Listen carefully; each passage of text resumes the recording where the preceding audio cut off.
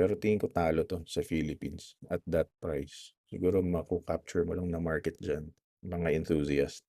So, recently may nakita akong post sa TikTok na nagsasabi na ang mahal daw ng Nothing Phone 3, yung bago. Sabi ko, expected naman yun kasi flagship, 'di ba? Pero hindi ko tinignan yung price. Iniisip ko lang na, normal lang na magtaas 'yan. Kasi baka nasabi ko baka nasanay lang tayo sa mga budget, mid-range phones nila, 20,000 to 27,000. Kaya sabi ko, siguro nung pinresyohan nila ng tama, nalito lang yung mga tao.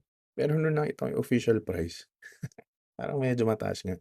Yung presyo niya is, sa Digital Walker 'to, 44,999 for the 12 GB 256 gig model at saka 50,999 for the 16 gig 512 gig model.